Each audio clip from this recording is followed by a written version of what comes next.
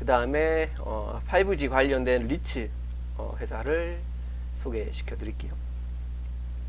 뭐 리츠는 뭐 아시는 분 아실 거예요. 모르시는 분은 뭐 위해서 설명을 드리자면은 100명이 1억 원치 모아서 100억짜리 건물을 사는 것과 똑같이 리츠는 여러 명의 자금을 모아서 하나의 상품을 운용을 하는 거라고 보시면 돼요.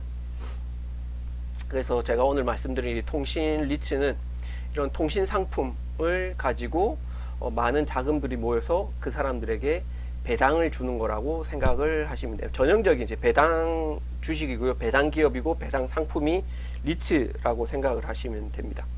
그래서 우리나라에도 그런 5G를 비롯해서 기지국들이 있죠. 보통 이제 건물 위에 올라가 있는데 미국은 이렇게 통신 타워가 있어요. 통신 타워가 있어서 아예 통신 장비들만 이렇게 되어 있거든요. 그런데 이것이 하나의 이제 부동산이겠죠. 이런 부동산 위에 땅에 통신 타워를 설치해서 여기에 뭐 LTE도 있고 뭐 5G도 있고 뭐 3G도 있고 뭐 이렇게 되어 있습니다. 여기에 뭐 KT, SK 뭐 이런 한국으로 치면 이런 통신사들이 여기에 다 임대를 하는 거예요. 어차피 이런 안테나를 어딘가에는 설치를 해야 되니까 우리도 한국에서 건물 어떤 특정 건물 위에 대규모 안테나를 설치하면 그 건물주에게 임대료를 주고 있거든요. 똑같이 이런 통신 부지 위에 통신 타워 위에 자기 회사의 안테나를 설치하려면은 이 통신 타워에다가 이런 통신사들이 임대료를 주고 있습니다. 그래서 이 통신 타워 이 땅 부지까지 포함해 가지고 이 통신 타워업을 하는 회사들은 다 리츠 회사입니다. 다 리츠 회사고, 그래서 이 회사들의 주 수입원은 이렇게 통신사들이 자기들 안테나를 설치한 거에 대해서 매달 그 일종의 월세를 받는 거죠. 사유 임대료를. 그래서 주주들에게 이 월세를 주주들에게 다 환원을 해주고 있습니다. 이것이 통신 리츠 회사고요. 그래서 이게 타워가 이렇게 하나가 있으면은 이제 원이고 이제 2개, 3개 이렇게 여러 가지 안테나를 설치할 수 있는 게 있고요. 그리고 여기 보시면 스몰 셀이 있고 뭐 매크로 타워가 있고 뭐 여러 가지, 이건 지분 와이파이고 이렇게 구성이 되어 있습니다. 그 중에서 매크로 타워를 집중적으로 이런 회사들이 하고 있고요.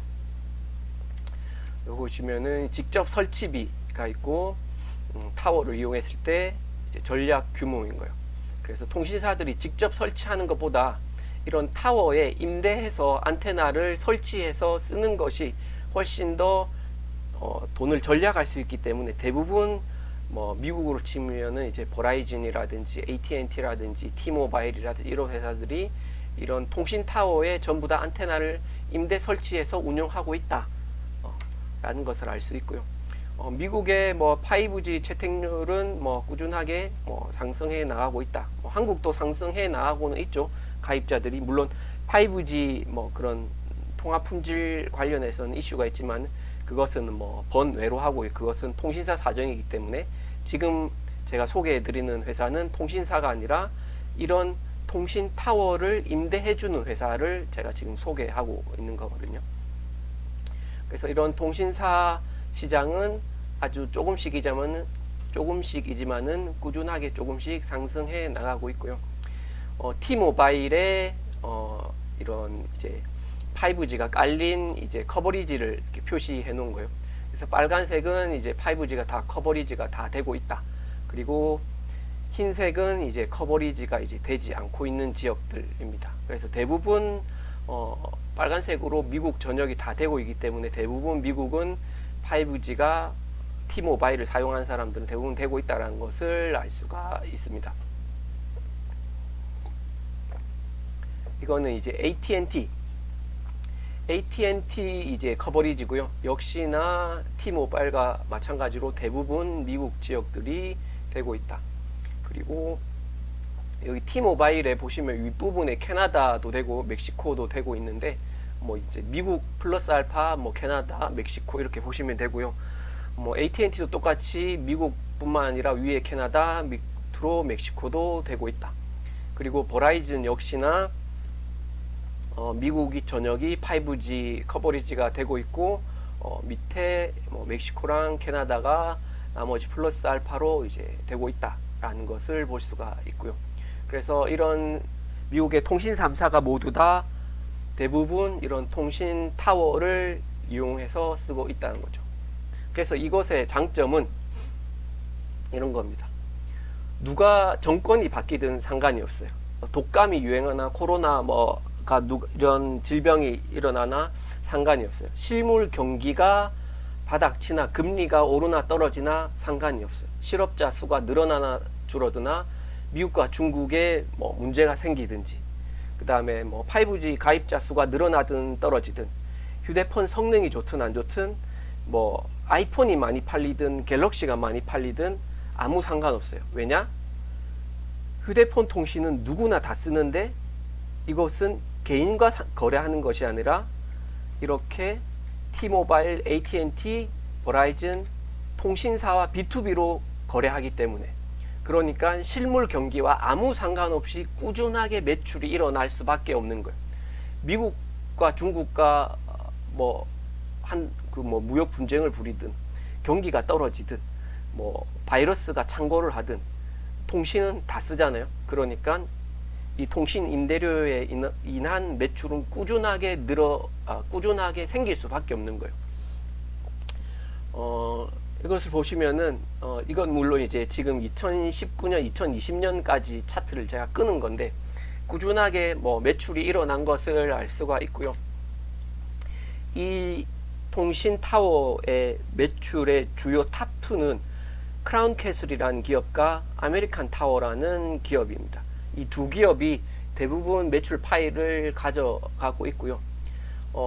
미국 통신 타워 개수를 보시면은 아메리칸 타워와 크라운 캐슬 이 두 곳이 압도적으로 대부분의 그 마켓 쉐어를 가져가고 있는 것을 볼 수가 있습니다. 네, 미국 내 셀타워 점유율은 아메리칸 타워 35%, 크라운 캐슬 35%. 네, 나머지는 그냥 무시하시면 되고요. 이 두 기업이 다 가져가고 있다라고 보시면 됩니다. 아메리칸 타워를 보시면은 네, 꾸준하게 이렇게 증가하고 있다는 것을 볼 수 있고요. 이렇게 18년도에는 일회성 매출이익이 좀 발생을 했다라는 점. 그리고 뭐 아시아 지역과 뭐 그런 유럽, 뭐 중동 이런 데도 꾸준하게 매출을 파이를 키워 나가고 있다. 통신 타워를 설치해서 이제 그 나라의 통신사들에게 임대를 해가지고 이제 매출이 일어나는 것이 꾸준하게 늘어나고 있다라는 것을 알 수가 있고요. 그 다음에 뭐 에비타도 뭐 꾸준하게 뭐 이렇게 보시면 됩니다. 그 다음에 아메리칸 타워의 이제 주가 추이를 살펴보면 역시나 똑같이 이쯤에 옆으로 이제 기었죠. 그리고 이제 최근에는 좀 뭐 많이 떨어졌는데 이거는 뭐 어쩔 수 없이 많은 미국 기업들이 다 떨어졌기 때문에 이거는 뭐 번외로 좀 살펴봐야 되지 않을까 싶은데 이 부분에 대해서는 뭐 또 살펴보면은 이제 5G가 어느 정도 다 해소가 됐기 때문에 거기에 대한 뭐 반영이 되지 않았을까 싶기도 하고요. 그 다음에 이거는 배당금 추이입니다. 배당금이 어떻게 주당 이제 얼마큼 이제 변동이 있었냐라고 봤을 때 역시나 앞서 설명드렸던 코스트코와 마찬가지로 꾸준하게 주당 배당액이 계속 늘어왔다는 것을 알 수가 있습니다. 그래서 매년 꾸준하게 배당을 지급하고 있으면서 배당이 늘어나고 있다는 점. 글로벌 최대 5G 인프라스트럭처 리츠 회사고요. 전 세계 19개국에 나가 있고 18만 개 이제 방송통신 이런 사이트를 보유하고 있어요. 방송 안테나도 이제 같이 들어가는 거죠. 휴대폰 안테나뿐만 아니라 S&P 500 지수고 시총은 이번에 많이 떨어져 가지고 560억 달러고요. 그 다음에 연매출 107억 달러, 순이익은 17억 달러.